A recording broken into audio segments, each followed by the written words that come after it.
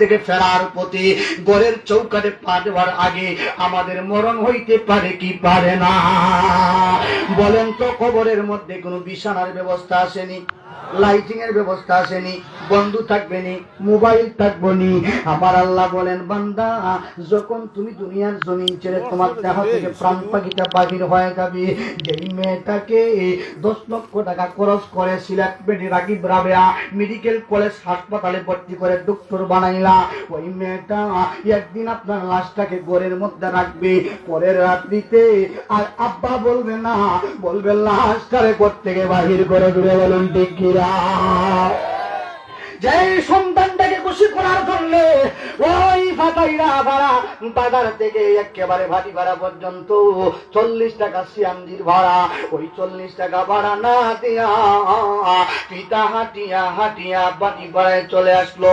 সন্ধ্যাবেলা সন্তানটার পকেটের মধ্যে 40 টাকা ঢুকা দিছে। আব্বা পরের দিন স্কুলে গেলে কিছু কিনা খায়ও।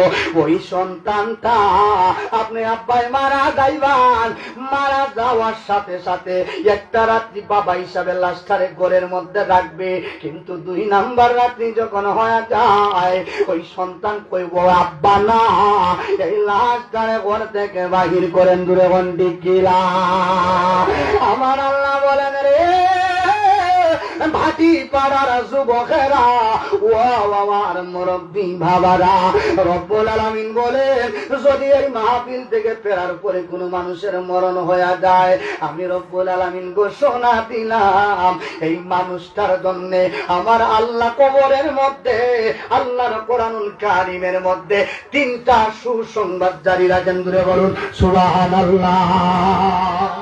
কয়টা সুসংবাদ? 3টা সুসংবাদ। এই 3 সুসংবাদ আমাদের জানা দরকার আছে না নাই? এই 3 সুসংবাদের ভিতরে আমরা আসি না নাই? এটা জানা দরকার আছে না নাই? সর্বপ্রথম সুসংবাদ, আল্লাহ বলেন, বান্দা আমি রব্বুল আলামিন ঘোষণা দিলাম রে, যখন তোমার দেহ থেকে রুহুটা বাহির হয়ে যাবে, তোমার 2টা হাত বান্ধা হবে, তোমার 2টা পা বান্ধা হবে, তোমার সমস্ত শরীরের সাদা কাপড়ের মধ্যে মোড়ানো হবে। সাদা কাপড়ের মধ্যে মোড়ায়া তোমার কবরের পাশে লয়া তোমার লাশটার সামনে দাঁড়াইয়া সমস্ত মানব মণ্ডলী যারা তোমার আত্মীয় স্বজন আছে এরা তোমার জানাজার নামাজ আদায় করবে। এরপরে জানাজার নামাজ আদায় করিয়া এরা তোমার লাশের পাশে দাঁড়ায়া তোমার মাগফিরাত জন্য দোয়া করবে। কিন্তু বাবা, দোয়া করার পরে রে যখন তোমার বিসমিল্লাহি ওয়া আলা মিল্লাতে রাসূলিল্লাহ বলে 3.5 হাত অন্ধকার গাড়ার মধ্যে রাখবে, বলেন পৃথিবীর কোন মানুষ এই কবরে আমাদের সাথী হইবনি? আল্লাহ বলেন, বান্দা যখন তোমার লাশটাকে বিসমিল্লাহি ওয়া আলা মিল্লাতে রাসূলিল্লাহ বলিয়া অন্ধকার কবরের মধ্যে রাখিয়া দিবে, আমি রব্বুল আলামিন ঘোষণা দিলাম তোমার কবরের মধ্যে তোমার জন্য সর্বপ্রথম সুসংবাদ, তোমার লাশটা কবরে রাখিয়া তোমার আত্মীয় স্বজনেরা বাড়ির দিকে যখন রওনা দিবে, ঘরের মধ্যে ঢুকতে দেরি আমি আল্লাহ সর্বপ্রথম সুসংবাদ দিলাম, ইউদখিলহু জান্নাত, তোমার লাশটারে আমি আল্লাহ জান্নাতের বাগানের মধ্যে প্রবেশ করাই। নবীরা বলেন সুবহানাল্লাহ।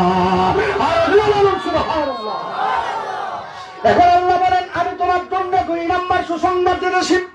আল্লাহ যদি জিজ্ঞাসা করি, আল্লাহ সর্বপ্রথম সুসংবাদ জান্নাতের, আল্লাহ বলেন, বান্দা জান্নাতে ঢুকানোর পরে 2 নাম্বার সুসংবাদ দেব।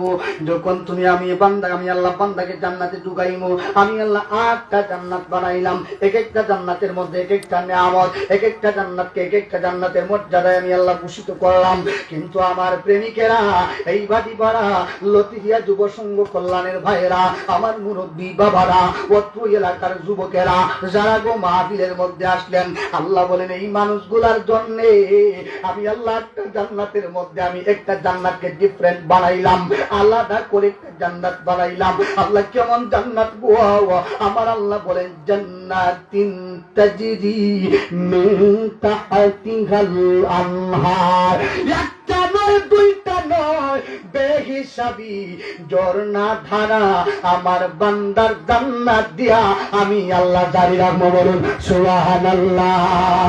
আর দূরে বলুন ইয়া রাসূলুল্লাহ। এবার আসেন আল্লাহ 3 নম্বর সুসংবাদ দেন। আল্লাহ বলেন বান্দা গো আমি তো তোমার জান্নাতে ঢুকানোর সুসংবাদ দিলাম এবং 2 নম্বরে বললাম নহরওয়ালার জান্নাত দিমু। এই নহরওয়ালার জান্নাত আমরা যখন দুনিয়ার জমিনের মধ্যে পানি খাই, 1 ঘন্টা আগে পানি খাই, 1 ঘন্টা পরে গলার মধ্যে তৃষ্ণা লাগে কি লাগে না? একদিন আগে খাই 1 দিন পরে লাগে কি লাগে না? আল্লাহ বলেন এই পানিটা, এই নহরটা দুনিয়ার পানির মতো নয়। 1 ঘন্টা আগে খাইলে 1 ঘন্টা পরে আবার তৃষ্ণা লেগে যাবে, 1 দিন আগে খাইলে 1 দিন পরে তৃষ্ণা লেগে যাবে। আল্লাহ জিজ্ঞাসা করে প্রভু এই পানিটা কেমন গো? আমার আল্লাহ জবাব দেয় বান্দারে এই পানিটা হইল একবার যদি গলার মধ্যে প্রবেশ করাইলে কিয়ামতের বিচারের আগ পর্যন্ত আর কোনদিন তোমার গলার মধ্যে পানির তৃষ্ণা লাগতো না। জুড়ে বলুন সুবহানাল্লাহ। এই পানি আমরা পান করতে চাই কি চাই না? আর জুড়ে বলুন চাই কি চাই না? এবার আল্লাহ বলেন শোনো 3 নাম্বার ফাইনাল সুসংবাদ। আমার আল্লাহ বলেন জান্নাত দিব, নহরওয়ালা জান্নাত দিব। কিন্তু এই জান্নাতে ঢুকানোর পরে আমি আল্লাহ কতদিন তোমাকে আমার জান্নাতের মধ্যে রাখবো? বান্দা মনে মনে চিন্তা করতে পারো। 1 দিন পরে আল্লাহ জান্নাত থেকে বাইর করে দেয়, 1 বছর পরে আল্লাহ জান্নাত থেকে বাইর করে দেয়, 1 লক্ষ বছর পরে বাড়ি করে দেয়। আল্লাহ বলেন বান্দা না না, 1 মাস পরে বাইর করতাম না, 2 মাস পরে বাইর করতাম না, 100 বছর পরে বাইর করতাম না, 1000 বছর পরে বাইর করতাম না, 1 লক্ষ বছর পরে বাইর করতাম না, 1 কোটি বছর পরে বাইর করতাম না, 100 কোটি বছর পরে বাইর করতাম না। আমি আল্লাহ ঘোষণা দিলাম খালিদিনা ফিহা। একবার যদি আমার জান্নাতে আমার বান্দা করে ঢুকায় আমি আল্লাহ কিয়ামতের বিচারের আগ পর্যন্ত এরারে আমার জান্নাত থেকে বাহির করতাম না। চিল্লায় বলুন সুবহানাল্লাহ। এরপর আল্লাহ বলেন ওয়াদালিকাল ফাওজুল আযীম। আর সেই জায়গায় তাদের জন্য থাকবে আরামদায়ক সুসজ্জিত জান্নাতি বিছানার ব্যবস্থা। চিল্লায় বলুন মারহাবা। এই জান্নাতে আমাদের সবার ঢোকার আশা আছে না নাই? আশা থাকলে কাজ হলো 2টা, আল্লাহর পক্ষে কথা বলতে হবে, রাসূলের পক্ষে কথা বলতে হবে। এই সুন্নি যুব সংঘের ভাইরা এই যে কাজ করলেন এটা কার পক্ষে? আরো দূরে কোন কার পক্ষে? আল্লাহর পক্ষে, রাসূলের পক্ষে। আবার দেখবেন দুনিয়াতে কিছু মানুষ আছে এরা আল্লাহর বিরুদ্ধাচারী, আছে না নাই? বলে এরকম মাহফিলের মধ্যে সাহায্য সহযোগিতা করো না। যদি হলতারে বলি জায়গা মমতাজের গানের আয়োজন করলাম কইব আমার নামে 10,000, ঠিক কিনা বলেন? আর কইব আমার নামে গুরু একটা, হ্যাঁ গরু হইতো না, কইব গুরু একটা, গুরু ঠিক কিনা? কিন্তু এই মাহফিলের কথা গিয়া কই 100 টাকা কইব আল্লাহর কসম। বাজারও করছি শনিবারে, ঠিক না বলেন? আরো কিছু মানুষ আছে যারা আল্লাহর বিরুদ্ধাচারী।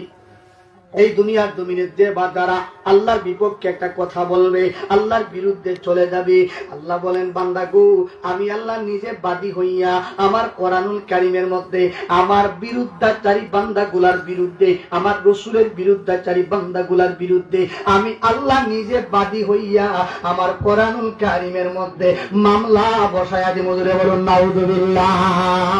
দুনিয়ার জমিনে মামলা হয় কি হয় না? বলে 2 ভাই আব্বা মারা গেছেন, 2 ভাইরে রেখে গেছেন, এখন 2 ভাইয়ের মধ্যে দেখবেন জোগরা মাঝে মধ্যে হয় কি হয় না? হয়। একটা জমি দিয়ে আমার দেখছেন হে হয় আমি তাম তোর গালা তুই তো ফোর গালা, আসে না? এখন হে কিতা করে ছোট ভাই বড় ভাই লিখে পারে না, যা দিছে সুনামগঞ্জের ট্রেনাত মামলা, ঠিক কিনা বলুন? আবার বড় ভাই তার শহর বাড়ি আমেরিকা লন্ডন, কেউ না হেওয়া দিছে মামলা। 2 ভাই তো মামলা দিছে, 1 মাস 2 মাস 3 মাস 4 মাস 5 মাস 6 মাস চলছে। 7 মাসের সময় বড় ভাই আমেরিকা লন্ডন থেকে টাকা পয়সা এটা দেয় না, বন্ধ করেছে। এখন টাকা ছাড়া মামলা চলবো নি? চলতো না। এখন কই টাকা ছাড়া তো মামলা চলতো না। ডাক দিয়েছে কইরে রহিমউদ্দিন আর আগামী শনিবার একটু বইছি। বয়ার পরে কয় বলে তোর হুরবাটিন টাকা দে না, আমারও টাকা নাই, এক কাম করি 2 গুণ মিল্লা এই মামলাটারে আবশ করি। বলেন তো এই মামলা আবশ হয় কি হয় না? এখন হয় কি হয় না? কিন্তু বলেন বাবা যে মামলায় আমার আল্লাহ নিজে বাদী, এই দুনিয়ার কোনো উকিলের ক্ষমতা আসেনি আমাদেরকে বাঁচানোর। জোরে কোন আসেনি? আল্লাহ বলেন আমি নিজে এই বান্দাগুলোর বিরুদ্ধে বাদী হইয়া আমি আল্লাহ তাদেরকে আসামি বানাইয়া আমার কোরআনুল কারীমের মধ্যে মামলা বসায় দিলাম। এবার আমার আল্লাহর জিজ্ঞাসা করি, আল্লাহ আপনি যে মামলা দিবেন গো আল্লাহ কোন কারণে মামলা দিবেন?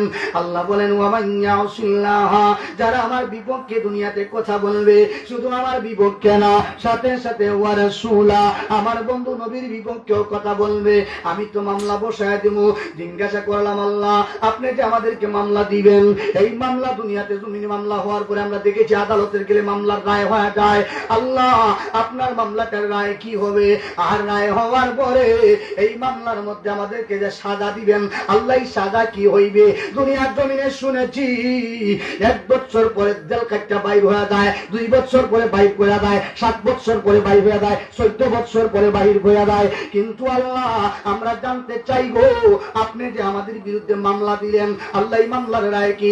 আমার আল্লাহ বলেন, ওয়ায়াতা আদ্দা হুদুদাহু ইউদখিলহু নারা, এরা যখন কবরের মধ্যে ঢুকবে, আমি আল্লাহর মামলার রায় হলো এরার কবরটাকে আমি আল্লাহ জাহান্নামে গাড়া বানায়া দিকে দেরি করি না। বলুন নাউযুবিল্লাহ। আল্লাহ জাহান্নামের গাড়া তো বানাইবাই, এই জাহান্নামের গাড়াটা বানানোর পরে এই মামলার মধ্যে আমাদেরকে কতদিন আসামি বানাইয়া জাহান্নামে রাখবেন? আল্লাহ বলেন, বান্দারে দুনিয়ার জেলের মতো না, 17 বছর জেল খাইটা বাইরে দাড়ি লম্বা লম্বা হইরা আমি আল্লাহ ঘোষণা দিলাম এই মামলাতে ঢুকা যায়, কিন্তু এই মামলা থেকে কখনো বাহির হওয়া যায় না। যে বলুন ঠিক কিনা?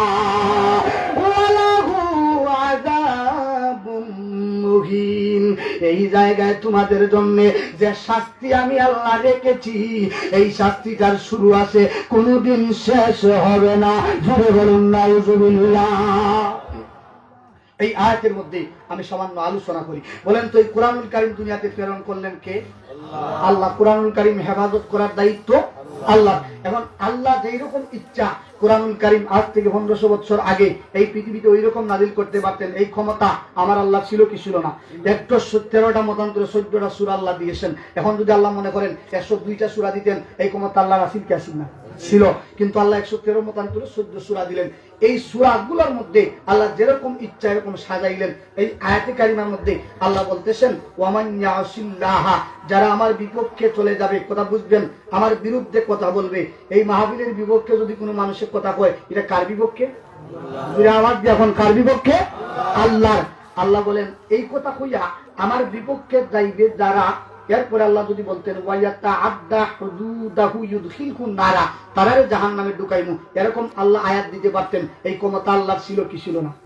আল্লাহ বলেন না, ওয়া মান ইয়াসিল্লাহ, যারা আমার বিপক্ষে কথা বলবে, আমি আমার কথা বলে এই আয়াত শেষ করলাম না, জুকিরটা মাই, যেই জায়গায় আমার কথা হবে, আমার আলোচনা হবে, আমার বন্ধু নবীর আলোচনা হবে না, এমনটা হতে পারে না, পারে না।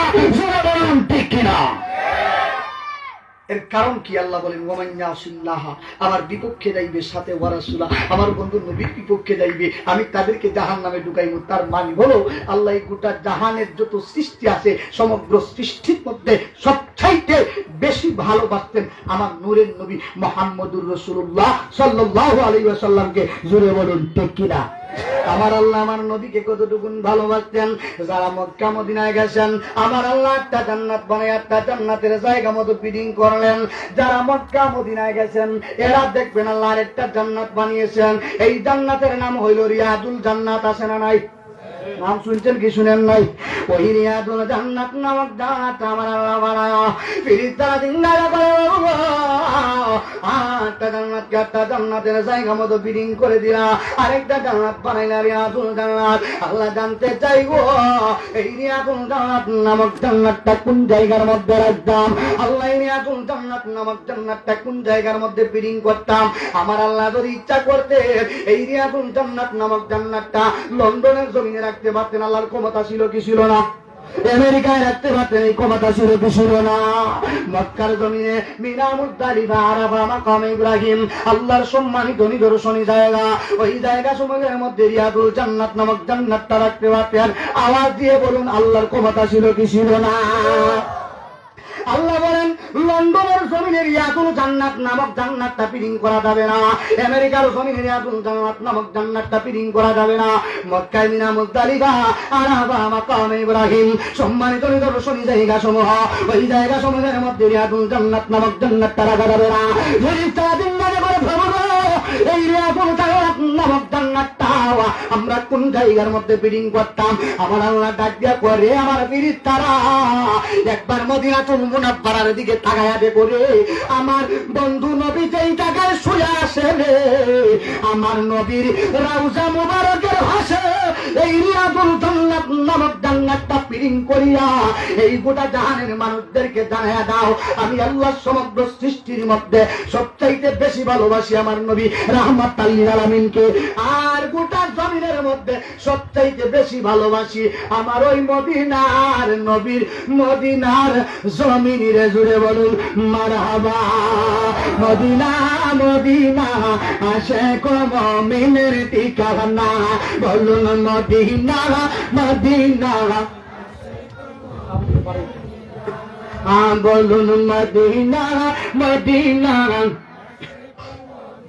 বাবা আমরা মদিনা যাইতে চাই কি চাই না? আরো ঘুরে বলুন চাই কি চাই না? একটা জোরে বন্ধ রাখবেন না আমার নবীর মদিনার রওজা মুবারকে আশিকদের মনের খবরটা, আশিকদের দিলের খবরটা পরজিমা বাতাসের সাথে মদিনার নবীর রওজায় পৌঁছায় দে। বলি মদিনা মদিনা ঠিকানা, বলুন মদিনা ঠিকানা, বলুন মদিনা মদিনা। আওয়াজ হচ্ছে না, পিছনের বাইরে বলতেছে না, মহব্বতে বলেন না মদিনা মদিনা ঠিকানা, বলুন মদিনা মদিনা আশিক মুমিনের ঠিকানা। বাইরে দিদার চাইয়া কাঁদো তোমরা, দিদার ছায়া দিদার ছায়া কাঁদো তোমরা, দিদার ছায়া কাঁদো তোমরা, ওই নবীর দেওয়ানা মদিনা।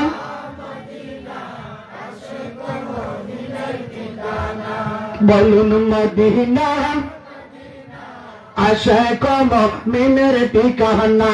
বাবা দিদার ছায়া কাঁদো তোমরা, দিদার ছায়া তোমরা, দিদার ছায়া কাঁদো তোমরা, ও নবীর দিওয়ানা মদিনা।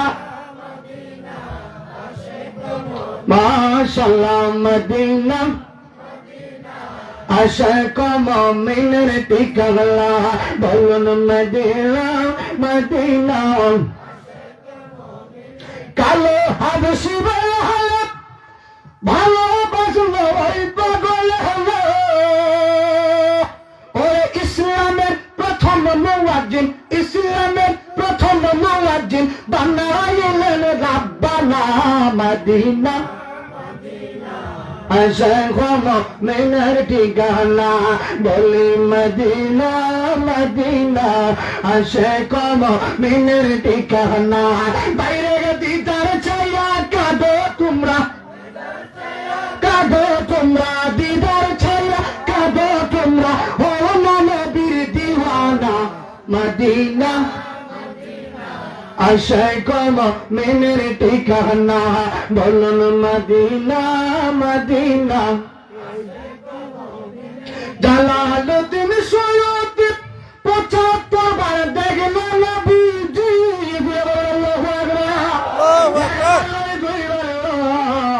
ইমাম জালালউদ্দিন ৭৫ বার আমার নবীর স্বপ্ন যুগে দেখা, তারপরেও কয় আমি জালালউদ্দিনের অন্তরটা ঠান্ডা হই না, আরেকবার যদি আমার নবীর দেখতে ভাইতাম আমি জালালউদ্দিনের কলিজাটা শীতল হয়ে যাইত।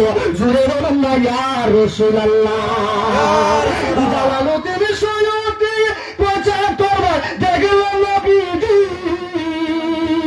ওরে এত বার দেখি আর নবী, এত বার দেখি আর নবী, পৃথিবী তাহার হলো না মদিনা।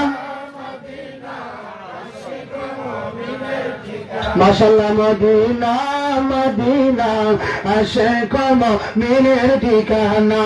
বাইরে দিদার ছায়া কাঁদি আমরা, কাঁদি আমরা, দিদার ছায়া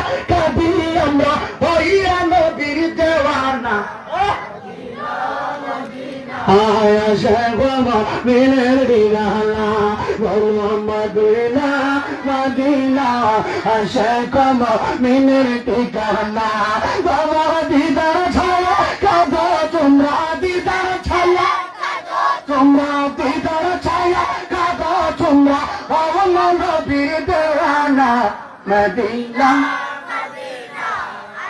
মাশাআল্লাহ ইয়া রাসূলুল্লাহ মদিনা মদিনা কওমিনের ঠিকানা বলো মদিনা মদিনা জবান বন্ধ রাখবেন না চিৎকার দিয়া বলুন না ইয়া রাসূলুল্লাহ ও আমার ফিরিস্তারা রে এই রিয়াজুল জান্নাত নামক জান্নাতটা এই পৃথিবীর অন্য কোন জায়গায় না রাখিয়া রে আমার নবীর রওজা মুবারকের পাশে পিডিং করিয়া এই গোটা পৃথিবীর মানুষদেরকে দৃষ্টান্ত দেখা দাও আমি আল্লাহ আমার সমগ্র সৃষ্টির মধ্যে সবচাইতে বেশি ভালোবাসি আমার মদিনার নবীরে আর সমগ্র জমিনের মধ্যে সবচাইতে বেশি ভালোবাসি আমার মদিনার জমিন রে এ ফিরিস্তারে ও জানায়া দাও যারা নাকি দুনিয়াতে আমি আল্লাহকে পাইতে চাই আমার ওই নবীকে যদি মহব্বত করে আমি আল্লাহরে পাওয়া হইয়া যায় বলুন সুবহানাল্লাহ।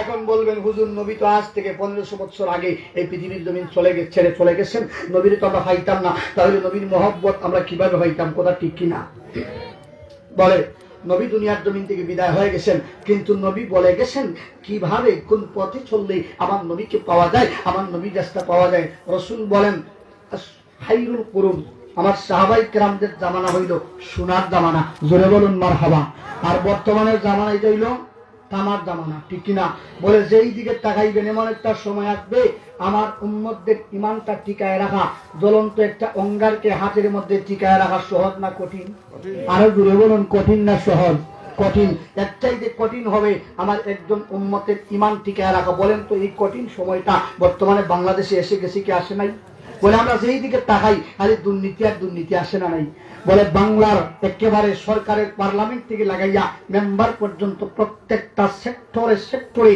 দুর্নীতি আসে না নাই আর জোরে বলেন বাবা আসে না নাই এই যে আজকে মাহফিলে আসলাম আমি এখানে আর কোনোদিন আসি নাই ওই যে শুধু সিলেট থেকে সিয়ানজি হইলা এত কষ্ট এই ভাটি ভাড়া বাজার থেকে এই ভাটি ভাড়া এই যে ফাতাইয়া ভাড়া বাজার থেকে বাড়ি ভাড়া পর্যন্ত রাস্তা বালানা খারাপ কম না বেশি আমরা তো মোটর সাইকেল খালি এক কারেকার হয়ে যায় ঠিক কিনা কিন্তু সিএনজি দিয়ে আইলে বুঝা যায় কি কঠিন আবার এই রাস্তার মধ্যে জাম লাগাইছে লাইটের নিচে দুইটা আমার সিএনজি তখন ফার হয় না কিনা করতাম বলে সিএনজি সাতটাটা উঠে তুলে দিলাম আর হেরে বার করে দিলাম মানে হে যায় না আমরা তো চিনে না নয়া আমরা হে নতুন আচ্ছা যাই হোক এবং এই রাস্তার বালানা ভাঙ্গা দেখেন আমাদের দেশের দুর্নীতি কিভাবে যে প্রধানমন্ত্রী যিনি ছিলেন হাসিনা থাকেন খালেদা থাকেন আমি কারো পক্ষে আর কারো বিপক্ষে নয় আমি নির্দলীয় ভাবে বলতেছি আবার এর আগে একটা কথা বলি সব এমপি মন্ত্রী মিনিস্টার মেম্বার চেয়ারম্যান কিন্তু ঘুষখোর না ঠিক না বালা আছে না নাই যারা খারাপ তার দৃষ্টান্ত আমি বলি মনে করেন এই ফাতাইদা ভাড়ার থেকে বাকি ভাড়া পর্যন্ত এই রাস্তার সংস্কারকরণের জন্য প্রধানমন্ত্রী যেই থাকেন টাকা দিয়েছেন 50 লক্ষ টাকা কত টাকা দেখেন দুর্নীতি কই থেকে আসে এবং এই 50 লক্ষ টাকা দেওয়ার পরে প্রধানমন্ত্রী সিগনেচার করে দিচ্ছেন এবং এই টাকাটা সর্বপ্রথম আসবে কার হাতে যে সড়ক পরিবহন সেতু মন্ত্রী এটার নাম কি দাসি চিনুনি সাফারি আচ্ছা যাই হোক এই সাঁচার কাছে আইব আগে আমি একটা কথা বলতেছি সব মেম্বার এমপি মন্ত্রী কিন্তু ঘুষখোর খারাপ না কিছু বালা আসে আবার কিছু খারাপ এই খারাপদের বৈশিষ্ট্য বলতেছি এখন মনে করেন যেই সড়ক পরিবহন সেতু মন্ত্রী আসে এর কাছে যখন 50 লক্ষ টাকা আইলো 20,50 লক্ষ টাকা দিক আল্লাহু আকবার এক টানের 10 আউট বাকি হতো 40 এই 2 নম্বরে টাকাটা আইবো খারাপ এলাকার এমপি যিনি আসেন তিনার কাছে ঈশা যদি মনে করেন এরকম গোয়াল মাস ঈশা 40 লক্ষ টাকা দেখার পরে মাথা নষ্ট আরো 10 আউট বাকি কত দেখেন দুর্নীতি কই থেকে আসে আরো 30 এখন যখন উপজেলা চেয়ারম্যান সাহেব চাইলো ঈশা সাহেব দেখার পরে 30 লক্ষ টাকা এগুলোকে মনে হয় কোনদিন দেখছে না আরো 10 আউট বাকি কত 20 এখন যখন ইউনিয়নের চেয়ারম্যান চাইলো হ্যাঁ বেটা আমি বেশি টাকা করছি চেয়ারম্যান নিছি না আমি নিমু মাত্র 5 বাকি কত 15 এখন যখন কালেক্টর কাছে আইলো ঠিকাদার রাস্তার খামর সে বেড়া যখন দেখলো বলে 15 লক্ষ টাকা এটা কিতাবে এই বাজি ভাড়ার থেকে ফাটাইয়া ভাড়া বাজার পর্যন্ত হাম করতে হামর বিলাইলো 50 লক্ষ টাকা এই প্রধানমন্ত্রী দিছে মাত্র 15 লক্ষ টাকা মেডিকিটা তো গরিব নি আসলে 15 দিছে না 50 দিছে যে পার্লামেন্ট থেকে পর্যন্ত আইতে 50 লক্ষ 15 লক্ষ হয়ে গেছে ঠিক কিনা বলেন এরপরে এমন মনে হয় বলে 15 লক্ষ টাকা হাম হইতো না এমন টাকা কিটা ফিরিয়ে দিলাইতাম নি বলে না দেখ ভাই আমার বাংলাদেশও যার পকেটে একবার হাম এইগুলার কোনোদিন বাড়াও এবারে কই বলে ফিরে দিতাম না এক কাম করি এই রাস্তা করতে টাকা লাগবো 50 লক্ষ টাকা কিন্তু দিছে 15 হাম তো হইতো না এক কাম করি বাস দিমু 3টা রড দিমু একটা এরপরে দেখবেন এক বছরের মাথাটা কাছে ঠিক কিনা বলেন শুধুমাত্র তাই নয় এই যে আমাদের বিদ্যালয় পর্যন্ত যেই বিদ্যালয়ে গেলে শিক্ষারা বাচ্চারা শিক্ষা আলো হয়তো এই জায়গার মধ্যে আমার বাচ্চারা যাইয়া এই দান্দা মান্দা অর্থাৎ যত খারাপ ক্লাসগুলো শিখতেছে দেখেন স্কুলের মধ্যে গেছেন দুর্নীতি স্কুলের মধ্যে ঢুকে গেছে প্রধান শিক্ষক ম্যাডামকে বলে দিয়েছেন বলে আগামী সপ্তাহ বাচ্চা কত পরীক্ষা হয়ে আইবাই তারা ফিস লই আইতো 100 টাকা কত টাকা ইমেটে ক্লাস হয়ে যাবো এর বাচ্চা আগামী সপ্তাহ তোলার পরীক্ষা সাড়ে বোঝা দিচ্ছেন ফিস আনতার 200 টাকা বেড়া 200 কইছেন 100 বেশি 100 আই বেচে 200 আর ইয়ে হুরুতান বাড়িতে যাবো আম্মা ম্যাডামের করে দিচ্ছেন ফিস নিতাম 300 যখন এই ব্যক্তি সকালবেলা বেড়ালে তো অফিসও তোমার ছেলে জীবন পরীক্ষা আগামী সপ্তাহ ফিস নিত 100 টাকা দেবে খানোর ইয়ারিন লইত ঠিক না বলেন বলে যেই দেশে স্কুল থেকে বাড়ি পর্যন্ত 100-400 হবে যেই দেশে পার্লামেন্ট থেকে 50 লক্ষ জ্ঞান আসতে আসতে 15 লক্ষ হয়ে যায় এই দেশ কখনো সোনার দেশ হিসাবে আমরা মানি না বলুন ঠিক কিনা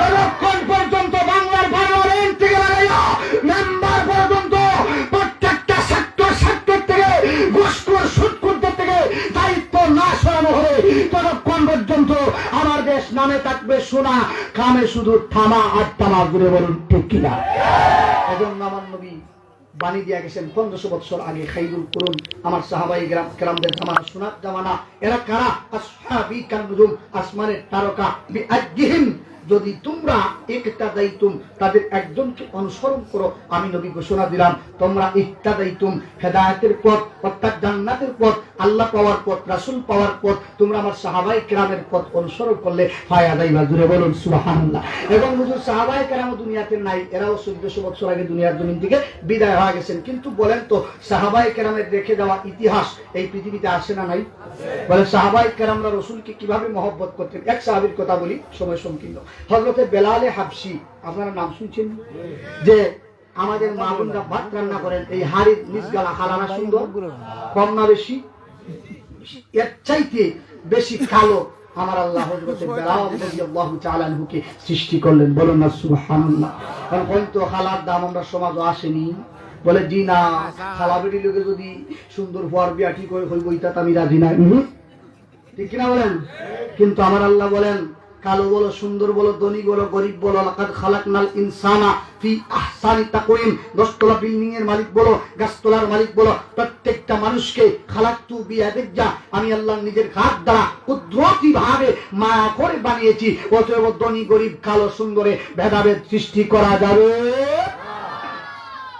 এই বেলাল যদিও কালো থাকতেন উমাইয়ায় হাফসার গোলাম ছিলেন হাফসার উমাইয়ার গোলাম ছিলেন দাম ছিল ইসলাম ধর্ম গ্রহণ করার আগে মাত্র 6 টাকা কত টাকা 6 টাকা আমার বাংলাদেশের একটা সিঙ্গারার দাম কত 10 টাকা আগে কতদিন পরে হইব 15 টাকা এরপরে কতদিন পরে হইব 8 দিও না 20 টাকা ঠিক কিনা বলে হুজুর কারণ কিটা বলে তেলের দাম বাড়ছে আমরা প্রতিদিন আগে পেঁয়াজের দাম খাইছি 200 টাকা 300 টাকা খাইছি না বলে মোল্লা লবণ হুজুগে বাঙালি এবিটের দাম বাড়াইছে কই থেকে শুনছে মোল্লা লবণ আগামী 1 সপ্তাহ পরে দাম বাড়িয়ে যাবে 400 টাকার সারা বস্তা কিনে নিয়েছে ঠিক কিনা যে দাম বাড়ায় কেনা আসি না ভাবলি বলে ভাবলি মনে হলে এই এলাকার পেঁয়াজের দোকান আসেনি বেড়ার 10 বস্তা পেঁয়াজ কিনে আনছে তখন আমরা এলাকার সব মানুষ মিলা যদি হই বলে আমরা 1 মাস পেঁয়াজ খাইতাম না আমরা সারা মানুষ মরি যাবো বাসমুনি কিন্তু 1 মাস পরে এই বেড়া ডাক দেওয়া হইব ভাই আসেন মেলা দিলাম মাত্র 30 টাকা যে দাম বাড়াইছে পাবলিক না সরকার?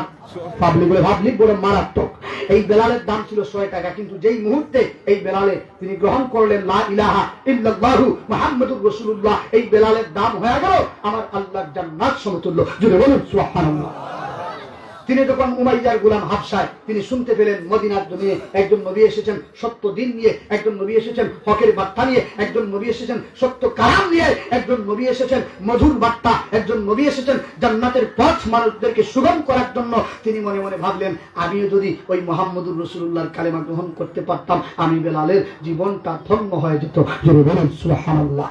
কিন্তু কি আর করার, আমি উমাইয়ার গোলাম, আরেকজনের গোলাম থাকা অবস্থায় সে বিধর্মী বেদুইন, তার ধর্ম যদি আমি ছেড়ে আমি আমার মুহাম্মদের ধর্ম গ্রহণ করি, তাহলে আমার গাড়ির উপর গাড় থাকবো কিন্তু মাথা থাকতো। কিন্তু বেলাল রাদিয়াল্লাহু তাআলা যত দিন যায় আমার নবীর কালেমার প্রেমে পড়ে যায়, যত দিন যায় আমার নবীর প্রেমে পড়ে যায়। এক পর্যায়ে হযরত বেলাল মনে মনে গ্রহণ করে নিলেন লা ইলাহা ইল্লাল্লাহু মুহাম্মাদুর রাসূলুল্লাহ। এই কালেমা গ্রহণ করার পরে হযরত বেলাল মনে মনে তিনি তাসবিহ জপেন, জিকির করেন, আহাদ আহাদ আহাদ। আমি যার জিকির করি, আমি যার তাসবিহ জপি, তিনি হচ্ছেন ওয়াহদাহু লা শারীকা লাহু, এক আল্লাহ ছাড়া এই পৃথিবীতে দ্বিতীয়ত কোনো মাবুদ। ওয়া আশহাদু আন্না, এও সাক্ষী দিলাম মুহাম্মাদান আব্দুল্লাহ ওয়া রাসূলুহু সাল্লাল্লাহু আলাইহি ওয়াসাল্লাম, মুহাম্মদ সাল্লাল্লাহু আলাইহি ওয়াসাল্লাম আল্লাহর নবী এবং বান্দা। জোরে বলুন মারহাবা। এই তাসবিহ যখন জপেন, সঙ্গর সাথীরা শুনলো যে বেলালে কি যেন গুনগুন গুনগুন করে জিকির জপে, তাসবিহ জপে। এতদিন বেলালের কণ্ঠে শুনতাম না। এরা জিজ্ঞাসা করে, বেলাল এতদিন তোমার কণ্ঠের মধ্যে এরকম সুন্দর গান শুনি না, আজকাল থেকে দেখা যায় সুন্দর গান বলো, কি এমন গান বলো, আমরা কিছু শুনতাম, আমাদেরকে বলতাম, আমরা শুনতাম। বেলালের প্রাণের ভয়ে তিনি বলেন না, যদি মালিকের কাছে বলে দেয় আমি বেলালের জান থাকতো না। কিন্তু যতদিন বেলালে আল্লাহর নবীর কালেমা গ্রহণ করার পরে তার তাসবিহ জপে, কারণ আল্লাহর কোরআন সাক্ষী, আল্লাহ বলেন ইন্নামাল মুমিনুনা আল্লাযীনা ইযা যুকিরাল্লাহু ওয়াজিলাত কুলুবুহুম ওয়া ইযা তুলিয়াত আলাইহিম আয়াতুহু যাদাতহুম ঈমানান ওয়া আলা রাব্বিহিম ইয়াতাওয়াক্কালুন। বলুন আল্লাহু আকবার। যারা আমার নামের তাসবিহ দুনিয়াতে জপবে, যদি মুমিন হয়ে থাকে, আমার নামের আমার কোরআনুল কারীমের তেলাওয়াত যাদের সামনে করা হবে, নিশ্চয়ই এরা ঈমানটারে আমি আল্লাহ দুনিয়ার জমিনে থাকতে কোটি কোটি গুণে বৃদ্ধি করে দেব। জোরে বলেন সুবহানাল্লাহ। যখন বেলালের ঈমানটা বৃদ্ধি পাইতে থাকে, বেলাল এক পর্যায়ে সাহস করে বলে ফেললেন, আমি গ্রহণ করে নিয়েছি মদিনার মুহাম্মদুর রাসূলুল্লাহর কালেমা লা ইলাহা ইল্লাল্লাহ। হেরা কয়, বেলাল চলো উমাইয়ার দরবারে। বেলালে উমাইয়ার দরবারে নিয়ে যাওয়া হলো। উমাইয়া কয়, কিতা বেলাল কিতা করছো? এই কে মাতরে মনে রাখ করতাম নি, আলোচনা চলতো নি, আমার কথা বলি, কথা বলে আলোচনা হবে। হযরত বেলাল রাদিয়াল্লাহু তাআলা আনহুকে উমাইয়া জিজ্ঞাসা করতেছে, বেলাল কি সত্যি কি তুমি মুহাম্মদের ধর্ম গ্রহণ করেছো? বেলাল রাদিয়াল্লাহু তাআলা বলেন, অবশ্যই মালিক, আমি মুহাম্মদের ধর্ম গ্রহণ করেছি। উমাইয়া বলে, বেলাল এখনো সময় আছে, যদি মুহাম্মদের কালেমা ছেড়ে দাও, আমি তুমি বেলালকে ভিক্ষা দিব তোমার জীবন। আর যদি মুহাম্মদের ধর্ম না ছাড়ো, এই মুহূর্তে মুহাম্মদের কালেমা গ্রহণ করার কারণে তোমার মাথা শিরটা আমি উমাইয়ার দরবারে দিয়ে যেতে হবে। বেলাল বলে, মালিক রে, একবার যেহেতু মুহাম্মদের কালেমা গ্রহণ করে ফেলেছি, আমি বেলালের জীবন দিব, মুহাম্মদের কালেমা ছাড়বো। বেলালের দুইটা হাত বাঁধলো, বেলালের দুইটা পা বাঁধলো, বেলালের সমস্ত বাড়ি বেষ্টন করিয়া যারা মক্কা মদিনায় গেছেন, মক্কা মদিনার মরুভূমির বালি ঠান্ডা না গরম? আরো দূরে হন। এই গরম বালির মধ্যে লইয়া হযরত বেলালের কোমর পর্যন্ত মুনাফিকেরা মাটির ভিতরে ডুবাইয়া দিছে। আর একটা মুনাফিকে একটা পাথর লইয়া বেলাল রাদিয়াল্লাহু তাআলা আনহুর পিঠের মধ্যে মারে। সিরাত ইবনে হিশাম কিতাবের মধ্যে ঘটনাটা বর্ণনা করেন যে বেলাল রাদিয়াল্লাহু তাআলা আনহুর একটা পশম সেই দিন বাকি রাখে না, এই পশমের মধ্যে পাথর মারে না, এই পশম দিয়া রক্ত প্রতিবাহিত হয় না।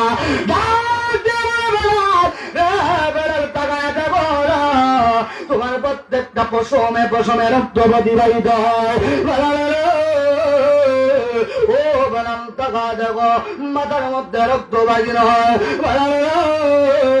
এখন সময় আছে গো বেলাল, মুহাম্মদের কালেমা ছেড়ে দাও, আমরা তুমি বেলালের জীবন ভিক্ষা দিব।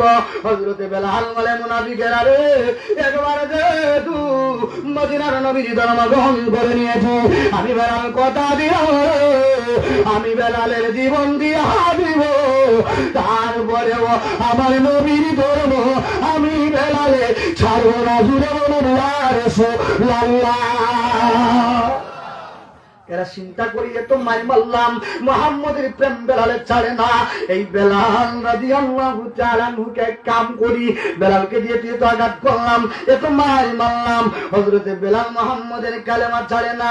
যেই জবান দ্বারা, যেই জিহ্বা দ্বারা হযরতে বেলালে মুহাম্মদের দিন গ্রহণ করেছে, আল্লাহর কালেমা বেলালে পড়ে, এই জিহ্বা যদি তাকে না, জিহ্বা সারা তো আল্লাহর নাম যত পারত না, ঠিক কিনা বলেন?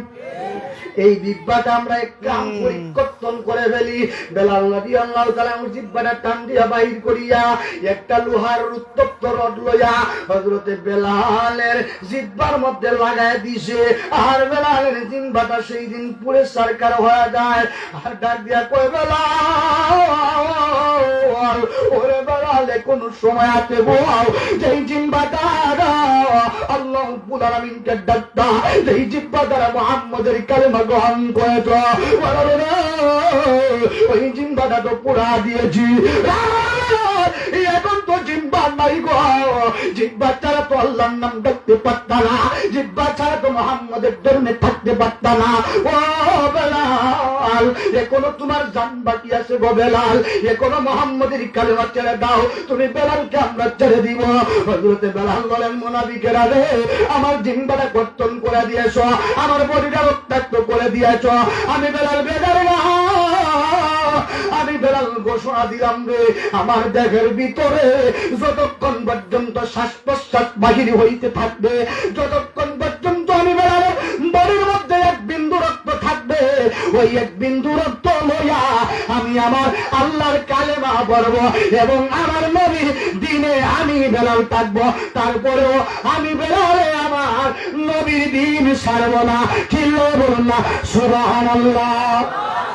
ওরে एक नजर जब देखो उनका हो जाए दिल कुर्बान, आए नबियों की सुल्तान बेलाल, नबियों की सुल्तान बेलाल, जन्नत का मेहमान मरहबा। এত মারি মারার পরে বেলাল নবীর কালেমা ছাড়ে না, রাস্তা দিয়ে যায় নবীর সাহাবী সিদ্দিক আকবর। আবু বকর থেকে কিছু মানুষ মিলে একজনকে মারতেছে, দৌড়াইতে জিজ্ঞাসা করেন, মারেন কেন, কারণ কি? বলেন, নাম হলো বেলাল, উমাইয়ার গোলাম, ধর্ম গ্রহণ করেছে মদিনার কামলিওয়ালা মুহাম্মদের। আবু বকর, যতক্ষণ পর্যন্ত না মুহাম্মদের দিন ছাড়বে ততক্ষণ পর্যন্ত বেলালকে আমরা আঘাত করতে থাকবো। আবু বকর বলেন, এই বেলালের দাম কত? এর দাম কই মাত্র 6 টাকা। দুরহন নাউজুবিল্লাহ। আবু বকর বলেন, মুনাফিকেরা, 6টা টাকার জন্য তোদের কি জানের মায়া নাই, তোদের কি ফানের মায়া নাই? একজন মানুষকে 6টা দিরহামের জন্য এত মারতেছ, এত আঘাত করতেছ, তোদের কি জানের মায়া হয় না? বলে, আবু বকর, এই বেলালকে দেখতে সুন্দর লাগে না, খাটো, বেলালের চেহারা সুন্দর নয়, গঠন প্রণালী সুন্দর নয়, এই বেলালকে 6 টাকা দিয়ে কেউ কিনতো না। বেলালের দাম মক্কার জমিনে নাই, এই বেলালের দাম 6 টাকায় কেউ কিনতে চায় না। আবু বকর বলেন, আমি এই বেলালকে এই মুহূর্তে 6 দিরহামে কিনে তোমাদের হাত থেকে মুক্ত করতে চাই। সুবহানাল্লাহ। 2টা হাতের মধ্যে পকেটে টাকা বার কইরা 6 দিরহাম তাদের কাছে দিয়া দিলেন। এবার প্রশ্ন করেন, আপনার পরিচয় কি? বলে, যেই নবীর দিন গ্রহণ করার কারণে এত পাথরের আঘাত সহ্য করেছো, ওই নবীর খলিফা আমি গোলাম হযরত সিদ্দিক আকবর আবু বকর রাদিয়াল্লাহু তাআলা আনহু। ডাক দিয়া বলেন, আবু বকর, আমি আর উমাইয়ার গোলাম হতে চাই না, উমাইয়ার দরবারে যেতে চাই না, আমি মদিনার নবী, মদিনার বাদশাহের গোলামীর মধ্যে শামিল হতে চাই। হ্যাঁ আবু বকর, একবার আমাকে ওই মদিনার নবীর ঠিকানাটা দাও। আবু বকর যখন ঠিকানা দিলেন, পাগলা হাতের মধ্যে ঠিকানাটা লইয়া একটা দৌড় দিছে আমার নবীর হুজরা মুবারকের দিকে। দৌড়ায়া দাইয়া যাইতে যাইতে তারা দেখে আমার নবী এইভাবে 2টা হাত বাড়ায় হযরত বেলালের জন্য হুজরা মুবারকের সামনে অপেক্ষা করে। ডাক দিয়া কয়, ইয়া রাসূলুল্লাহ, ইয়া হাবিবাল্লাহ, আপনার কালেমা গ্রহণ করার কারণে, আমার ধর্ম গ্রহণ করার কারণে কাফের বেঈমান মুনাফিকদের হাতে অত্যাচারিত হয়েছি। ইয়া রাসূলুল্লাহ, আমার বডিটা রক্তাক্ত হয়ে গেছে, আমার মাথাটা রক্তাক্ত হয়ে গেছে। নবী গো, আমি বেলালকে আপনি নবীর কদম মোবারকে একটু আশ্রয় দেন। আমার নবী ডাক দিয়া কয়, বেলাল, না না না, আমি নবী শুধুমাত্র তোমার আমার কদমে আশ্রয় দিতে চাই না, যেই নবীর ধর্ম গ্রহণ করার কারণে কাফের বেঈমান মুনাফিকদের কাফের অত্যাচার সহ্য করেছ,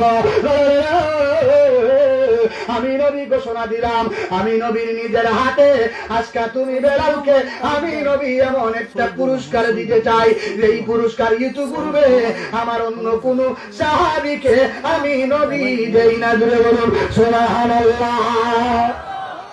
হযরতে বেলাল বলেন, ইয়া রাসূলুল্লাহ, আমার পুরস্কার লাগতো না, আমার পিঠের মধ্যে পাথর মারতো নবী, আমার বড় কষ্ট লেগেছে। ইয়া রাসূলুল্লাহ, আমার মাথার মধ্যে পাথর মারতো নবী, আমার বড় কষ্ট লেগেছে নবী গো, আমার জিহ্বাটা পোড়া দিয়েছিল। ইয়া রাসূলুল্লাহ, আমার বড় কষ্ট লেগেছিল। কিন্তু নবীজি যেই মুহূর্তে আপনি নবীর নূরানী চেহারা মুবারক আমি বেলালের সামনে উপস্থাপিত হলো, ও নবীজি যেই আল্লাহ নামের জিকির আমি বেলালের জিহ্বা দ্বারা জপতাম, ওয়াল্লাহি ওই আল্লাহর কসম করে বলি, আপনার নূরানী চেহারা দেখার সাথে সাথে গো আমি বেলালে আমার জিন্দেগি সমস্ত কষ্ট দুঃখ 1 মিনিটের ভিতরেই ভুলে গিয়েছি। জুড়ে বলুন না ইয়া রাসূলুল্লাহ। আমরার পাগল মনে যেতে চাই সোনার মদিনা, আমরার পাগল মনে যেতে চাই। আমরা মদিনা যাইতে চাই কি চাই না? একটা জোরে বন্ধ রাখবেন না, মহব্বতের উচ্চারে বলুন, আমরার পাগল মনে যেতে চাই সোনার মদিনা, আমরার পাগল মনে যেতে চাই না, আমরার ও বুঝ মনে যাইতে চাই মদিনা, আমরার পাগল মন যেতে চাই সোনার মদিনা। আমরা প্রাণে ভরিয়া চুমু দিব, প্রাণ ভরিয়া ও প্রাণে ভরিয়া চুমু দিব সোনালি রওজায়, আমরার পাগল মন আমরার ও বুঝ মন যেতে চাই মদিনা, আমরার পাগল মন যেতে চাই সোনার মদিনা। আমরা সেটাই গিয়া সালাম দিব, সেটাই গিয়া দিব নবীর রওজায়, আমরার পাগল মন সোনার মদিনা, আমরার ওয়াবুজ মন। আমরা যদি মদিনা যাই মাটি হইতাম, দয়াল নবীর রোজা খানি বুকে রাখিতাম। বলুন আমরা যদি মদিনা যাই মাটি হইতাম, দয়াল নবীর রোজা খানি বুকে রাখিতাম। বলুন আমরা যদি মদিনা যাই মাটি হইতাম, দয়াল নবীর রোজা খানি বুকে রাখিতাম। জীবন আমার ধন্য হয়তো, জীবন আমরা হয়তো, জীবন আমরা ধন্য হয়তো পাইলে পাই আমরার পাগল মন সোনার মদিনা। বলুন অবুঝ মন যেতে চাই সোনার মদিনা, আমরার পাগল মন যেতে চাই সোনার মদিনা। আমরা প্রাণ ভরিয়া চুমু দিতাম, প্রাণ ভরিয়া দিতাম নবীর রওজায়, আমরার পাগল মন সোনার মদিনা। বলুন অবুঝ মন যেতে চাই, জগিয়েছে একবার সোনার মদিনা, তার মনেতে আর তো কোনো দুঃখ রইল না। বলুন জগিয়েছে একবার সোনার মদিনা, তার মনেতে আর তো কোনো দুঃখ রইল না। আমরা জীবন হয়তো ধন্য, আমরা জীবন গেলে মদিনা, পাগল মন মাশাআল্লাহ পাগল মন যেতে চাই সোনার মদিনা, আমরার ওয়াবুজ মন যাইতে চাই সোনার মদিনা, আমরার পাগল মন যাইতে চাই সোনার মদিনা। বলুন আমরা প্রাণে ভরিয়া সালাম দিব, মন ভরিয়া সালাম দিব সোনালি রওজায়, আমরার পাগল মন সোনার মদিনা, আমরার ওয়াবুজ মন যাইতে চাই সোনার মদিনা, আমরার ওয়াবুজ মন যেতে চাই সোনার মদিনা জোরে ইয়া রাসূলুল্লাহ। আমার নবী কয় বেলাল গো, ও বেলাল এমন একটা পুরস্কার দিতে চাইবো, এই পুরস্কার আমার অন্য কোন সাহাবীকে দেই না। বলে রাসূলুল্লাহ যদি জোর করতে চান নিতেও চাই। বলে ওই যে আমার মসজিদের নববী দেখা যায়, আমি নবী আজ থেকে ঘোষণা দিলাম, আজ থেকে 5 ওয়াক্ত 5 বার যতবার মসজিদের মিনারায় আযানের সময় হবে, আমার উম্মত গুলারে এই মসজিদের নববীর মিনারায় আযান দিয়া তুমি বেলালে নামাজের জন্য মসজিদে ডাকবা। অর্থাৎ আজ থেকে তুমি বেলালে হয়ে গেলা ইসলামের মুয়াজ্জিন। জোরে বলুন সুবহানাল্লাহ। বলেন তো বাবা, মুয়াজ্জিনের দাম আছে না নাই? কম না বেশি? বলে আমরা দেশও নাই, বলে জান নাই, কোন গতি হ্যাঁ করে, ঠিক কিনা বলেন? বলে দেখবেন সারা সপ্তাহ নমাজ হইতো না, কিন্তু শুক্রবার দিন যখন হয় আব্বা জুব্বা তুম্বা লাগাইয়া একেবারে পিছনের হাতটা থেকে মানুষের ধাক্কাইয়া ধাক্কাইয়া বলে ইমাম সাহেব করে না গেলি আমার নমাজ হইতো না। আবার যা হইব তো ময়লা খেলে হয় না বলে মসজিদের কিতাব বাবর খালি মরছি, ওই মসজিদ গ্রামবাসীর বাবর খালি, ঠিক কিনা?